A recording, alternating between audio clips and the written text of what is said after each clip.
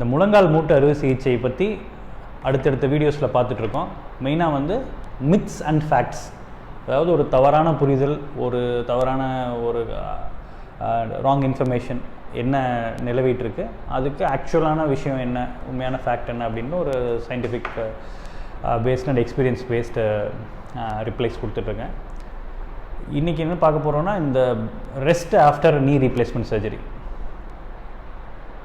அதாவது முழங்காலில் மூட்டு மாற்று அறுவை சிகிச்சை பண்ணதுக்கப்புறம் எவ்வளோ நாள் ரெஸ்ட் எடுக்கணும் அப்படின்றது ஒரு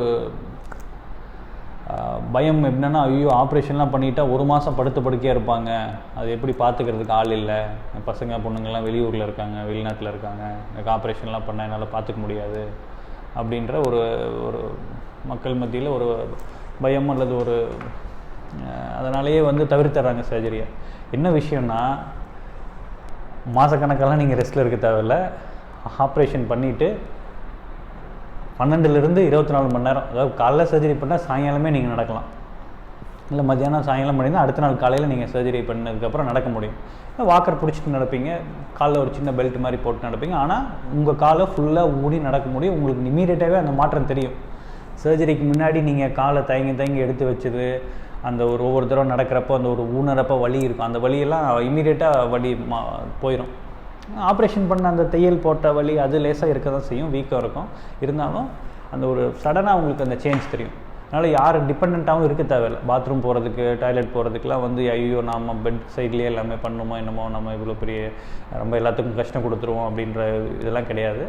சர்ஜரி பண்ணதுக்கப்புறம் நீங்களாகவே வாக்கர் பிடிச்சிட்டு நடந்து நெக்ஸ்ட் டேலேருந்தே ரெஸ்ட் ரூம்ஸ்லாம் போக முடியும். என்ன ஒரு சப்போர்ட்டுக்கு கூட ஒருத்தர் வச்சுக்கிறது நல்லது. ஏன்னா இப்போ நான் கொஞ்சம் டயர்டாக இருப்பீங்க, அதனால் ஒரு சும்மா கூட கூட்டு போகிறதுக்கு யாராவது வச்சுக்கலாமா ஒழிய, நீங்கள் யாரையும் பெட் சைட்லேயே அந்த மாதிரி டாய்லெட் போகிறது, பாத்ரூம் போகிறது அதெல்லாம் கிடையாது.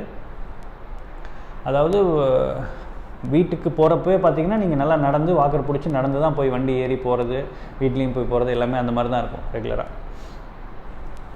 என்ன குளிக்கிறதுக்கெலாம் பார்த்தீங்கன்னா, தையல் பிரிக்கிற வரைக்கும் கொஞ்சம் குளிக்கிறதுக்கு முடியாது. ஒரு 2 வாரம் அது வரைக்கும் உடம்புலாம் கொஞ்சம் க்ளீன் பண்ணி தொடச்சி விட்டுக்கணும். 2 வீக்ஸ் நல்லா சூச்சர்ஸ்லாம் நல்லா காயம் நல்லா ஆறி தையெல்லாம் பிரித்தாச்சுன்னா அதுக்கப்புறம் நல்லா குளிச்சுக்கலாம். ஜென்ரலாக உங்கள் வீட்டு வேலைகள் செஞ்சுக்கிறதுக்கு, சமையல் பண்ணுறதுக்கு இல்லை அதெல்லாம் பார்த்தீங்கன்னா ஒரு 1 மந்த்துக்குள்ளேயே நீங்கள் 3 to 4 வீக்ஸ்லேயே நீங்களே எல்லாமே பண்ணிப்பீங்க. ஒரு மாதத்துலேயே வந்து அதெல்லாம் பண்ண முடியும். வெளியே கடைகளுக்கு போகிறது, ஈவன் கார் அந்த மாதிரி ஏதாவது ட்ரைவ் பண்ணுறதுனா ஒரு 1.5 மாதத்தில் ஓரளவுக்கு ரெடி ஆயிரும்.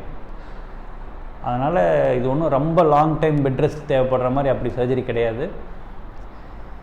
என்னென்னா, no two individuals are alike அப்படிம்பாங்க. அதாவது நம்ம ஒவ்வொருத்தரும் ஒவ்வொரு பாடியும் யூனிக் ஒவ்வொரு விதத்தில். அதனால் ஒரு ஹியூமன் பாடி வந்து ஒரு காம்ப்ளெக்ஸ் மிஷின். அதனால் கிளியர் கட்டாக இத்தனாம் தேதி இப்படி நடந்துரும்னு யாருனாலையுமே நம்ம ப்ரிடிக்ட் பண்ணி சொல்ல முடியாது. ஒவ்வொருத்தரும் ஒவ்வொரு மாதிரி நம்ம ஆப்ரேஷனுக்கு மருந்துக்கு நம்ம எப்படி ரியாக்ட் பண்ணுறோம்னு சொல்ல முடியாது. நம்ம இருந்து வந்த சூழ்நிலைகள் வேறு சூழ்நிலைகள், நம்ம உடல் கூறு ஒவ்வொருத்தருக்கும் வேறு மாதிரி இருக்குது. இருந்தாலும் ஜென்ரல் டிக்டிம் அண்ட் ஜென்ரல் ரெக்கமெண்டேஷன்ஸு அந்த பொதுவாக பார்க்குறது பார்த்திங்கன்னா இந்த டைம் தான். நெக்ஸ்ட் டே நடக்கலாம். ஒரு 3லேருந்து 1 மாதத்துக்குள்ளே நீங்களே உங்கள் முன்னாடி பண்ணிட்டு இருந்த வேலை, சமையல் பண்ணுறது எல்லா வேலையுமே எல்லாம் பண்ணிக்கலாம். வெளியே போய் கடைக்கு போயிட்டு வரது ஒரு 1.5 மாதம் 2 மாதத்தில் நீங்கள் சகஜமாக வெளியே போகலாம் வரலாம். அதனால் இந்த ரெஸ்ட் எடுக்கிறது உங்களை யாராவது பார்த்துக்கணுமேன்னு பயந்துக்கிட்டு சர்ஜரி பண்ணாமல் இருக்கணும்னு அவசியம் கிடையாது.